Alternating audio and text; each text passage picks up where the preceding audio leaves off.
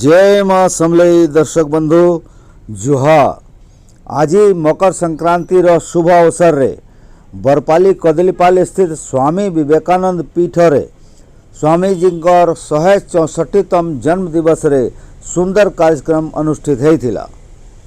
उक्त अवसर रे गुरुजी गुरुमा आचार्य बलराम साधक साधिका माने बहु संख्यारे जोग देइथिले।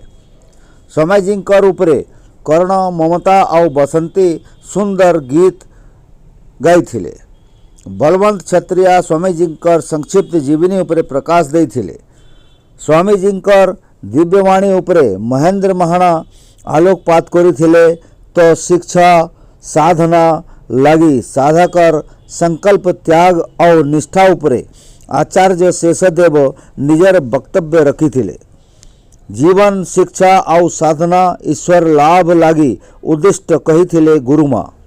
गुरुजी रामकृष्ण परमहंस और स्वामी विवेकानंदंकर आदर्श उपरे आलोकपात करिथिले। धन्यवाद अर्पण करिथिले अमृतलाल प्रधान। तो आसुन देखमा सुनमा जानमा बहुत किसी। धन्यवाद।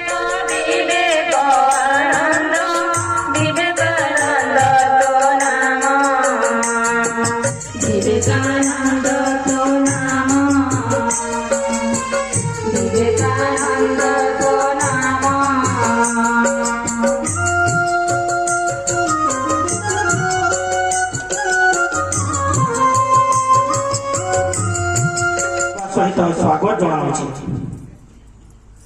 पूज्य गुरुदेव निर्देश क्रमे मो आज पवित्र मकर संक्रांति तथा स्वामी विवेकानंद जयंती अवसर में प्रतिष्ठार वार्षिक विवरणी पाठ करने जाऊँ।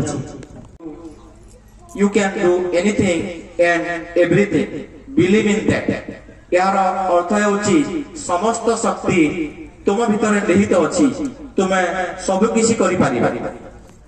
विवेकानंद जे विवेक आनंद हुए से ही विवेकानंद आज गुरुजी आशीर्वाद रु आमे विवेकानंद जीवन विषय किछि कहबाको जाउछु। आम मन प्रश्न আছে गोटे बाणी दिव्य बाणी गोटे बाणी दिव्य बाणी केते बेले होई थाए। सब बाणी को दिव्य बाणी कहले न पारे। जने राजनीतिक राजनीतिक कथा, जने प्रवचक पुराण शास्त्र कथा, जने भौतिक विज्ञान यंत्रपातिर आविष्कार और उद्भावनार ज्ञान कथा एगुड़िक दिव्य बाणी नुहे। कारण यह आभास चेतना अंतर्गत जेतेबेले वाचक वैश्विक स्थिति रे थांती सेतेबेले तांकर प्रत्येकटी वचन दिव्य वचन हो जाए। आगे आपनो ना परिचय देबे।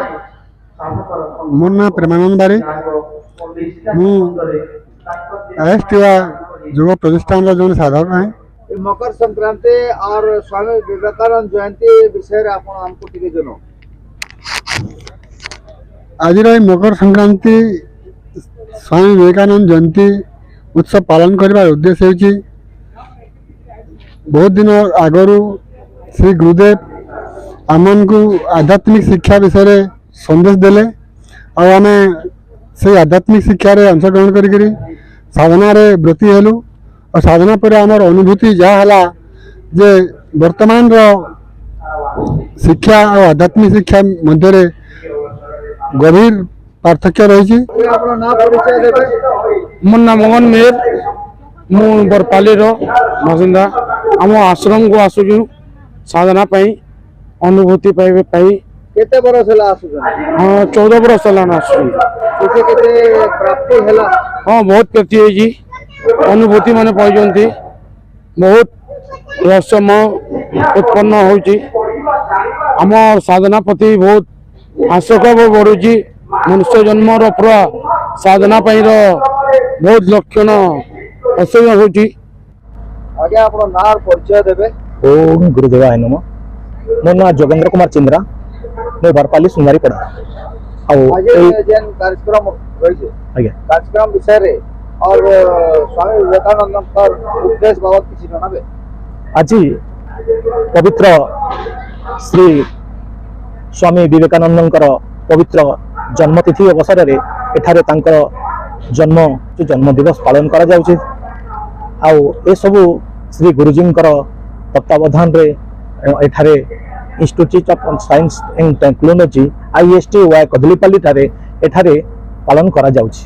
ସ୍ୱାମୀ ବିବେକାନନ୍ଦ ଜଣେ ବ୍ୟକ୍ତି ଥିଲେ ଆଉ ତାଙ୍କର ଗୁରୁ ଶ୍ରୀ ଶ୍ରୀ ରାମକୃଷ୍ଣ ପରମହଂସଙ୍କର ପାଦସ୍ପର୍ଶରେ ସେ ନୂତନ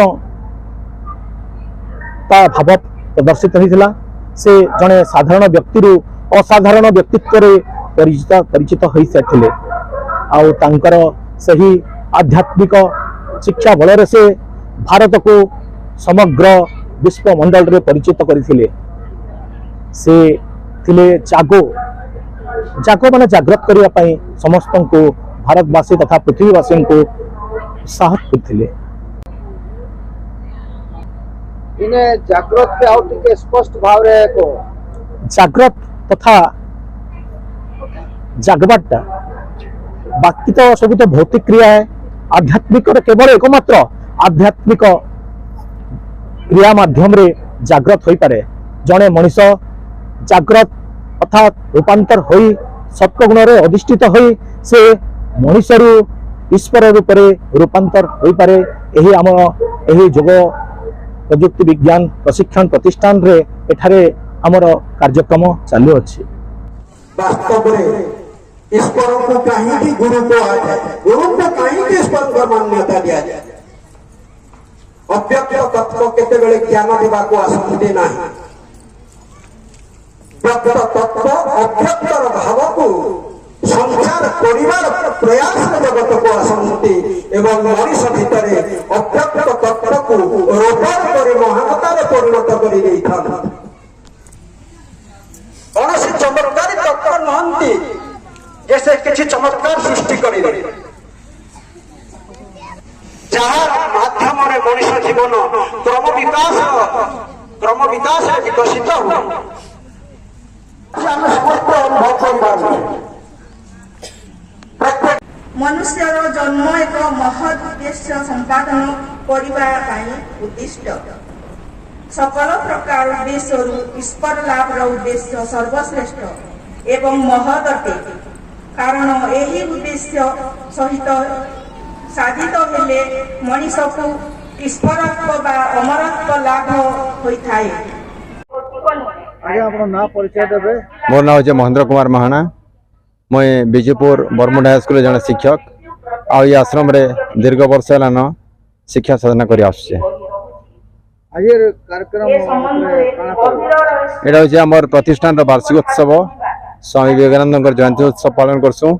आमर एटा विवेकानंद पीठ रे आमे गुरुजी गुरुमा एवं आचार्य तथा समस्त साधक साधिका मानकर उपस्थिति सन्यासी सन्यासिनी मानकर उपस्थिति रे ए उत्सव महासमारोह रे पालन करसु। आमे अपन केते बरो हैला जड़ित संस्था संगे ये संस्था एटा तो संस्था ने कह जाय पारे एटा प्रतिष्ठान है।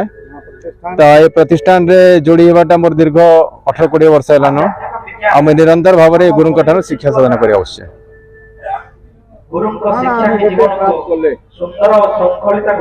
अनुभूति कौन सी भाषा रे कह जाय ने पारे कारण एटा दिव्य भाव अनुभूति है ईश्वर चेतनार अनुभूति है। जदि कौन सी आमर जागतिक शब्द होता जागतिक अनुभूति होता बेले मुझे शब्द प्रयोग करती बेले ब्रह्म के कहबार लगी कौन सी वचन नैन कारण से हटाई जासी तथापि अनुभूति कहबार जदि मुझे जिमी बेले मोर अनुभूति एंता है मुझे एते परिवर्तन मोर भितर मुझे अनुभव करछे जहाँकि मुझे कल्पना भी नहीं करते मुझे देखुचे आमर साधक साधिका समस्त परिवर्तन के फिल करछे।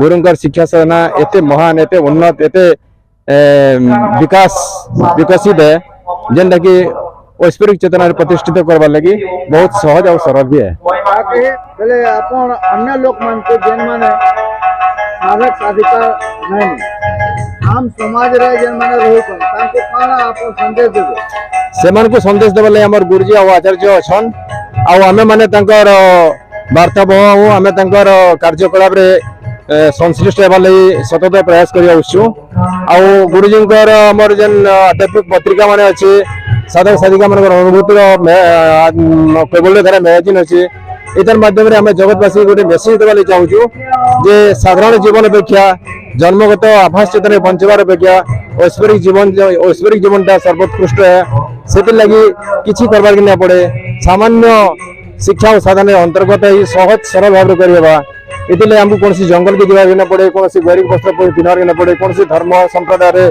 संस्कृत सभा के ना पड़े तो मुझे निवेदन करमी समस्त प्रत्येक जगतवासी विश्ववासी को निवेदन करमी जे से माने आसंतु आई शिक्षादान अनुभव करंतु जे वास्तविक शिक्षादान के ग्रहण कर पारबार लगे उपयुक्त आओ के से मोर हिसाब रे आमे निश्चित भाव ग्रहण कर पारमा जे कोई भी आसु निश्चित भाव ग्रहण करबा एटा सुनिश्चित है।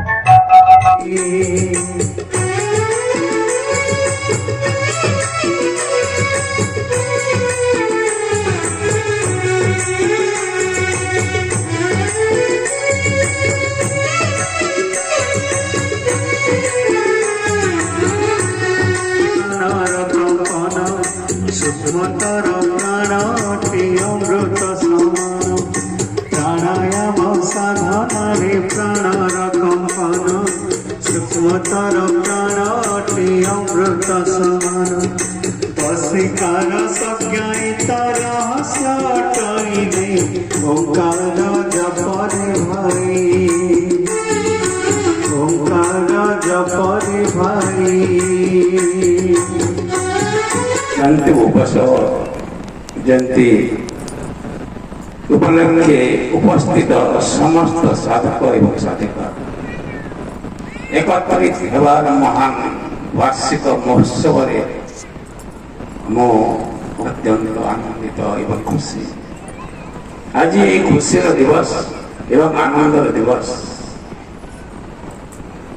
आम मध्य प्रेरणार दिव्य चेतनार एवं साधना प्रति शिक्षा प्रति गुरु प्रति आंतरिकता को अनेक गुण बढ़ाई समस्त को आम प्रतिष्ठान तरफ धन्यवाद ज्ञापन करुचु।